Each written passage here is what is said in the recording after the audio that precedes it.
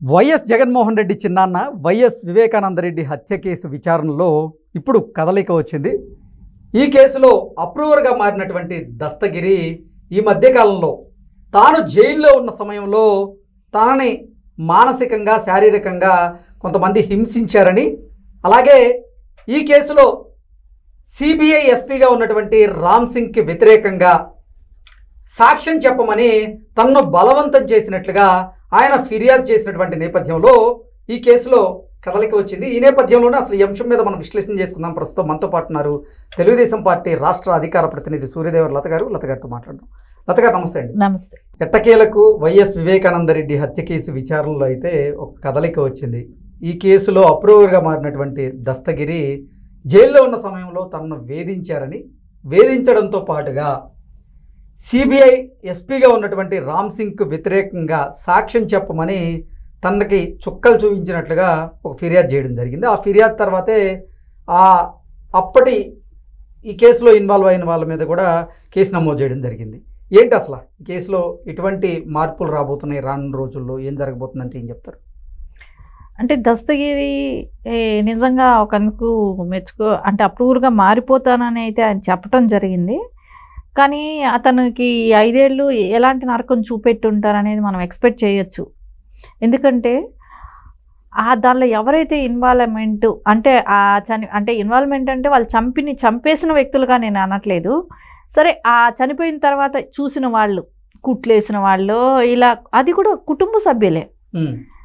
గంగిరెడ్డి గారు కానివ్వండి, అభిషేక్ కానివ్వండి, వీళ్ళందరూ కుటుంబ సభ్యులైన వాళ్ళే కదా. దగ్గర ఇప్పుడు 3-4 నలుగురు చనిపోయారు. సో వీళ్ళందరూ కూడా చనిపోయారు, చూసిన వ్యక్తులు. ఇంకా కార్ డ్రైవరు, ఇలాంటి ఎందుకు వీళ్ళందరూ చనిపోవాల్సిన అవసరం ఏంటి? ఎందుకు చనిపోయారు? అది కూడా అనుమానాస్పదంగానే. ఇప్పుడు ఒక డాక్టర్గా ఉన్న అభిషేక్ ఎట్లా చచ్చిపోతాడు? అంటే దగ్గర 35 ఆ ఏజే కదా. సో పెద్ద వయసు కూడా కాదు. డెంగ్యూతో చచ్చిపోతాడా? అది కూడా ఒక డాక్టర్ అయిన వ్యక్తి డెంగ్యూతో చచ్చిపోయాడు అంటే నమ్మేటట్టుందా? అది కూడా ఒక యంగ్ డాక్టర్.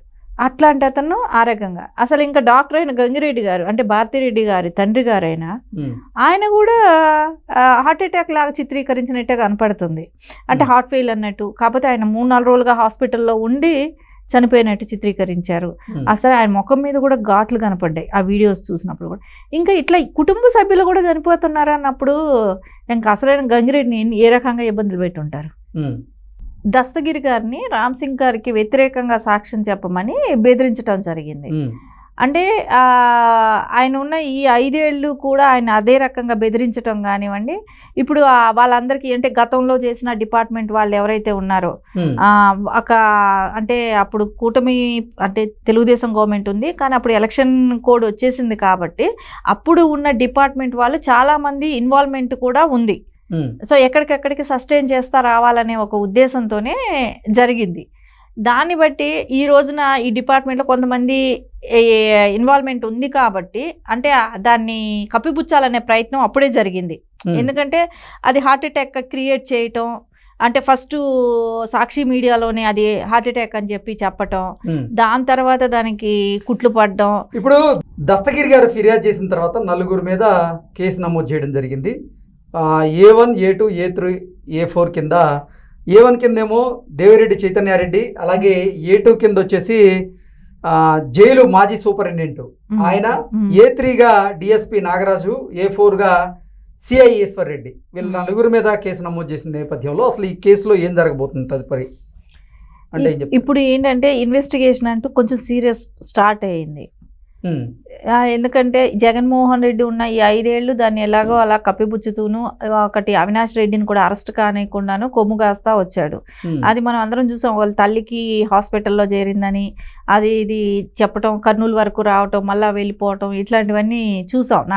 ఎంత నాటకీయంగా కాపాడుతూ వచ్చాడు అవినాష్ రెడ్డిని. సరే, ఇప్పుడైతే అది తప్పదు కదా, ఇన్వెస్టిగేషన్కి వెళ్లాల్సిందే, నిజాలు అనేది బయట వస్తాయి.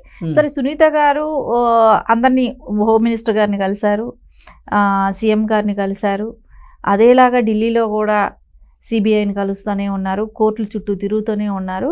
ఉమ్, ఇప్పుడైతే ఖచ్చితంగా తనకు న్యాయం జరుగుతుంది, ఇదే కరెక్ట్ టైము అని అనుకొని ఆవిడ గట్టిగా ఫైట్ చేస్తున్నారు కాబట్టి అదికంటే ప్రాసెస్ కూడా స్టార్ట్ అయిపోయింది. ఉమ్, సో ఇప్పుడు ఎవరు కూడా దీనిలో నుంచి తప్పించుకునే అవకాశం కనపడటం లేదు. ఉమ్, సో ఇంకోటి ఏంటంటే దీనిలో కొన్ని విషయాల వరకు చూస్తే విజయసాయి రెడ్డి గారు కూడా ఒక మాట అన్నారు. ఉమ్, ఆయన రిజైన్ చేసేటప్పుడు కూడా ఒక మాట అన్నారు. ఉమ్, నాకు ఫోన్ చేసినప్పుడు నేను అడిగినప్పుడు నాకు హార్ట్ అటాక్ అని చెప్పిన వ్యక్తి అవినాష్ రెడ్డి అని చెప్పాడు. ఉమ్, నేను ఫోన్ చేసిన మాట వాస్తవమే అవినాష్ గారికి. అవినాష్ రెడ్డి నాకు అలా చెప్పారు ఉమ్, అనేది ఆయనే ఓపెన్గా బయట చెప్పారు, మీడియా ముఖంగానే చెప్పారు. ఇంకా షర్మిల గారు అప్పుడప్పుడు కొన్ని మాటలు వదులుతూనే ఉన్నారు. ఉమ్, అంటే ఎవరైతే ఇంపార్టెంట్ పర్సన్లు వైసీపీలో ఉన్నారో గతంలో వాళ్ళ దగ్గర నుంచి కొంచెం కొంచెం ఇన్ఫర్మేషన్ అనేది బయట వస్తుంది. ఉమ్, సో అంటే 5 ఏళ్ల క్రితం అంటే క్రితానికి ఇప్పటికి చాలా ఇన్ఫర్మేషన్ బయట వస్తుంది. ఉమ్, సో ఇంకా కూడా ఇది ఈజీ అవుతుంది, వేగవంతంగా కూడా జరుగుతుంది. ఉమ్, దీనికి ఖచ్చితంగా దీనిలో ఇన్వాల్వ్మెంట్ అంటే తాడేపల్లి ప్యాలెస్లోనే జరిగింది అనే దానికి ఎక్కువగా భాగము దీనిలో మనకందరికీ క్లియర్ కట్గా అంటే వైఎస్ వివేకానంద రెడ్డి హత్య కేసులో సూత్రధారులు పాత్రధారులు ఎవరనేది త్వరలోనే తేలబోతుందని, వారికి ఖచ్చితంగా శిక్ష పడేటువంటి అవకాశం అయితే ఉందని చెప్తున్నారా మీరు? అదే కదా ఇప్పుడు ఆ ప్యాలెస్కి ఎన్నింటికి వెళ్ళింది. ఉమ్, ఇంకొకటి కూడా నాకు తెలిసిన విషయం ఏంటంటే ఆ రోజున కారు జర్నీలో జగన్మోహన్ రెడ్డి భారతి గారు వాళ్ళు జర్నీ చేసినంతసేపు కూడా డ్రైవరు వాళ్ళ మాటలు విన్నట్టు, ఉమ్, సో అతనికి కూడా థ్రెట్, అతన్ని కూడా లేడు అనేది ఇప్పుడు నాకు తెలుస్తుంది. అంటే వాళ్ళ మాటలు డిస్కషన్స్ విన్న వాళ్ళు కూడా బతకట్లేదు, వాళ్ళని కూడా తొలగిస్తున్నారు అనంటే దాన్ని ఏ స్థాయిలో వాళ్ళు దీనిలో ఇన్వాల్వ్మెంట్ ఉండుంటుంది ఈ హత్యలో అనేది ఖచ్చితంగా ప్రజలందరికీ ఇప్పుడు ఏమీ ఒక కుటుంబ సభ్యులకి ఏదైనా అయితేనే ఒక సీఎం స్థాయిలో ఉన్న వ్యక్తి ఎప్పుడూ కూడా దీన్ని ఉపేక్షించరు. సో మన కుటుంబానికి మనం చేసుకోలేనప్పుడు ప్రజలు మనల్ని ఏమి నమ్ముతారనే ఆలోచన అయితే ఎవరికైనా ఉంటుంది. కానీ ఇక్కడ అట్లా జరగలేదు. సో అది మనం చేయలేదు అన్నప్పుడు ప్రజలకు ఏం డౌట్ వస్తుంది అనేది వాళ్ళకు కూడా అనిపించాలి. ఎవరైతే ఇప్పుడు ఆ నిందని కూడా వాళ్ళు అంటే భయపడాల్సిన అవసరం లేదు, అది తాడేపల్లి ప్యాలెస్ నుంచి జరిగిన కుట్ర అనేదే అందరూ అనుకుంటున్నది.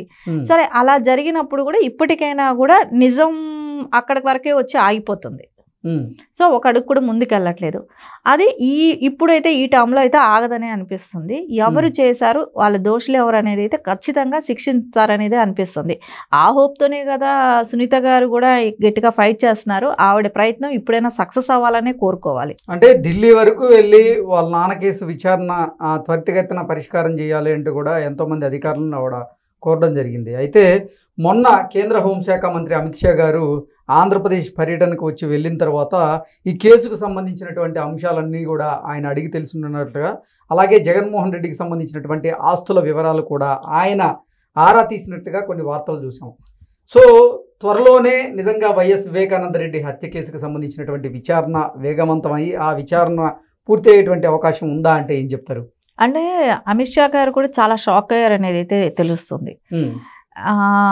ఇన్ని రకంగా ఆస్తులు కూడగట్టడం కానివ్వండి, అంటే ప్యాలెస్లు పిచ్చేంటి కానీ, అంటే ఈ ఋషికొండ ప్యాలెస్ కట్టడమే కానివ్వండి, తాడేపల్లె కానివ్వండి, పులివెందల కానివ్వండి, హైదరాబాద్లో ఎలాగో లోటస్ పాండ్ ఉంది, యలహంక ప్యాలెస్ బెంగళూరులో ఉండటం కానివ్వండి, ఇంకా చెన్నై కానివ్వండి, ఆటోమేటిక్గా బెంగళూరులో ఇట్లాంటివన్నీ సిటీల్లో కూడా ఎంతో అంత ప్యాలెస్లు కట్టుకోవాలనే పిచ్చి ఎందుకుంది అంటే ఇంకా లండన్లో ఏ రకంగా ఉంది, ఇప్పుడు ఇక్కడ ఎంత ఉందనేది వాళ్ళకి తెలిసినప్పుడు లండన్లో ఈయన వెళ్ళినప్పుడు అంతా వస్తున్నప్పుడు అంతా అక్కడ ఏం చేస్తున్నది కూడా ఒక ఉంటుంది.